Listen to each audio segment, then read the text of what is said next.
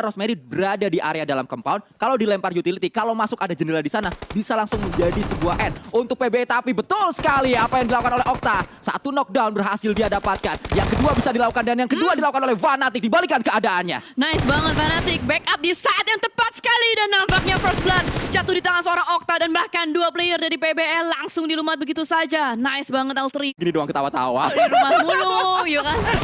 Oh di rumah mulu, kayak gini Monboy ini juga lagi di rumah mulu malah ketembak sama player Geek Fam atau Geek Slate Mika. Tapi ternyata refract terjadi, trade knock terjadi, PBE satu playernya last man standing langsung menyelamatkan kawannya seorang cool. Dan bahkan kali ini dari Geek Slate juga kayaknya dia langsung memanggil bala bantuan. Apakah sempat atau tidak untuk langsung mengeliminasi pemain-pemain dari PBE? PBE, dua pemainnya dihabisi oleh alter ego yang tiba-tiba datang membawa bala bantuan. Saat ini mereka juga ingin dihabisi oleh Geek Slate yang tiba-tiba datang membawa bala bantuan juga. Nah ini, apa iya PBE bakal kalah dengan orang yang akan Mendapatkan knockdown itu datang dari VPE. Ya ternyata ada fight terjadi di luar sana. Nggak cuma antara PBE melawan Geek Slate. Kali ini dua player sudah mulai berdekatan. DBS, combo wombo. Ini mengerikan sekali. Dua DBS digunakan secara bersamaan untuk menghantam dua player yang berada di dalam satu rumah yang sama. Dan bahkan low health parah. Satu down, last man standing low juga. Harusnya ini akan menjadi end untuk PBE. And that's it. Untuk Geek Slate mereka berhasil untuk melumat habis sisa-sisa pemain atau res-resan dari PBE. Mesin press, mesin bubut lawan DBS mending cabut. Tapi bagaimana caranya cabut? Karena ada yang nge-backup di belakang sehingga tidak bisa melakukan banyak hal. Langsung dipulangkan pemain-pemain PBE di awal match yang pertama. Kita berpindah menuju tempat yang berbeda. Saat ini fight terus melibatkan FaZe Clan. Di saat mereka membutuhkan poin lebih untuk bisa lebih tinggi lagi di klasemen sementara. Utility sudah dilontarkan, meledak di sana. Jumpsuit dan bahkan DBS langsung menyambut satu pemain dengan begitu hangat. Lagi dan lagi, mengerikan banget senjata yang sedang lagi menjadi meta atau sedang menjadi peta kekuatan untuk banyak sekali tim dan juga player. Namun, bisa dibilang nggak semua orang bisa pakai DBS, Sanskui. Jadi menurut gue pribadi, kalau misalkan pilotnya benar, itu akan menjadi sebuah keuntungan. Tapi nampaknya di sini, keuntungan berada di pihak RRQ. Satu player down akibat ulah dari Nerpeko. Dan kali ini dari BTR, harus segera menyelamatkan seorang Yuhai. Nampaknya sempat atau tidak, ternyata tidak sempat. Karena lagi-lagi Nerpeko membuat ulah yang sangat menyebalkan. Tapi berulang kali yang kita lihat dari gameplay Bigetron, defensif mereka terlalu mudah untuk dijebol oleh lawan-lawannya. Itu adalah fakta yang kita tidak boleh denial tentang hal tersebut. Memang itulah keadaannya. Bigetron terlalu mudah untuk mereka terknockdown satu pemain ya, sehingga mereka kalah jumlah terus-terusan dari sebuah fight. Bahkan kembali ada satu knockdown yang cepat dilakukan oleh RRQ. Dengan begitu mudah pemain-pemain Bigetron tumbang satu persatu. Pede banget apa yang dilakukan oleh RRQ. Dan ini merupakan keuntungan besar pastinya untuk teman-teman dari RRQ. Dua player tersisa dari Bigetron Red Villains. Nampaknya agak sulit untuk mereka karena sudah dicari, diburu juga oleh seorang Nerpeking. Apalagi dengan sebuah granat di tangan kanan. Akan siap sedia untuk dilontarkan ke arah bagian depan. Satu player udah tercicil, HP barnya kelihatan di depan sana.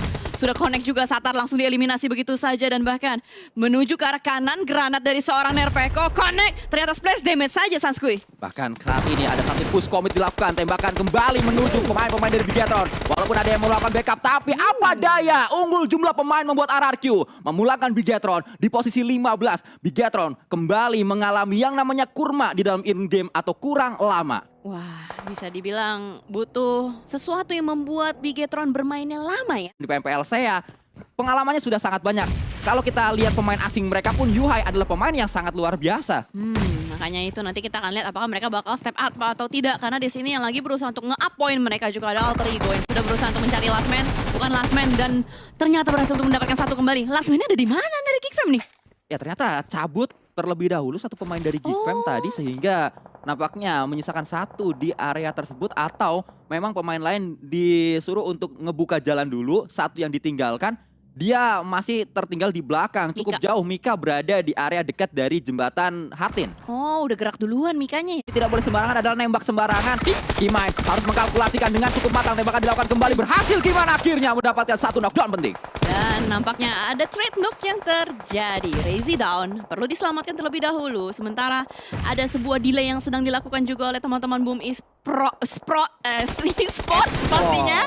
Dan juga dari Back in Time ternyata berhasil untuk mendapatkan satu kembali. Dua player aktif dari Back in Time nampaknya menjadi batu sandungan besar untuk Boom Esports. Ya, dan kita melihat bagaimana ternyata balasan terus ditunjukkan. Armstyle berada di situasi yang tepat, di posisi yang tepat, sehingga bisa melakukan tembakan menuju ke arah Kiman. Kiman tidak sadar adanya Omstyle di sana karena SLD juga datang. Sulit ditaklukkan tim yang satu ini. Mereka menuju ke area atas, naik ke puncak bukit yang terus ditunjukkan oleh pemain-pemain SLD. Setelah dia melewati smoke ini, mereka bisa melihat bagaimana alter ego atau maksud saya Boom ada di area tersebut, dan Ponbit berhasil mendapatkan satu knockdown kembali menuju ke arah SLD. HB Doi movement yang dilakukan oleh Ponbit ternyata cukup efektif. Tapi seberapa lama efektivitas ini akan berlangsung? Karena nampaknya dijepit kiri dan kanan bukanlah situasi yang diinginkan oleh Boom Esports. Sementara waktu dari Bacon Time juga lagi-lagi 3 touch-nya pun terjatuh akibat ulah dari Red Face.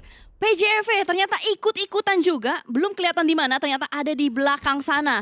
Satu batu besar digunakan oleh teman-teman Bacon untuk menyelamatkan kawannya, dan sama halnya juga dengan Smoke yang dimanfaatkan oleh Ponbit untuk menyelamatkan kawannya. Pola permainannya masih sama di hari kemarin dan juga di hari ini. Sunhawk saat dimainkan, area satu bukit bisa dikuasai oleh berbagai tim. Kemarin ada 4 tim berada di satu bukit yang sama. Saat ini pun kita melihat bagaimana ternyata berhasil Red Face dengan sebuah link kanan mendapatkan knockdown menuju ke arah pemain yang datang. Disambit dengan sebuah peluru DBS dan rata sudah dipulangkan. Bacon Time menuju lobby. Wow, nice banget. Bagaimana tim Indonesia berhasil untuk memulangkan satu tim Thailand. Walaupun bisa dibilang ini secara nggak sengaja mereka bertemu, tapi nampaknya cukup sukses apa yang mereka lakukan sementara waktu ini.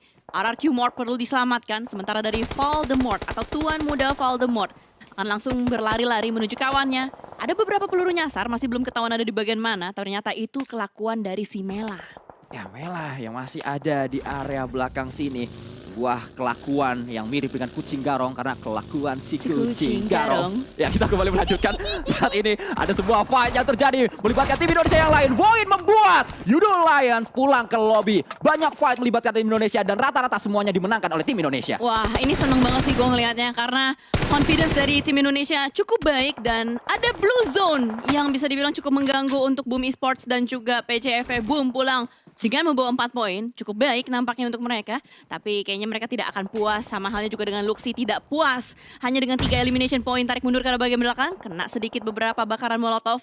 Tapi nampaknya wise decision apa yang dilakukan oleh PJFV. Mereka tidak mau melibatkan dirinya dalam fight, tapi apa daya ada Box Gaming yang ikut-ikutan juga dari bagian dalam, Sanskui. Mereka mengetahui informasi di belakang ada RRQ, tapi yang tidak diketahui informasinya oleh PJV adalah Box yang ternyata memiliki satu compound di area dekat dengan pertigaan atau simpang yang ada di Tatmok, yang membuat mereka punya angle menuju ke arah pemain PJV. Dan saat ini justru RRQ menghampiri PJV yang menyisakan satu pemain terakhir, itu adalah Microboy yang saat ini kembali diturunkan di minggu yang ketiga. Microboy adalah pemain yang jarang main di minggu yang kedua dan dia diberikan kepercayaan kembali oleh Coach Sinyo untuk main di minggu yang ketiga. Ternyata Lynx yang diistirahatkan terlebih dahulu ya.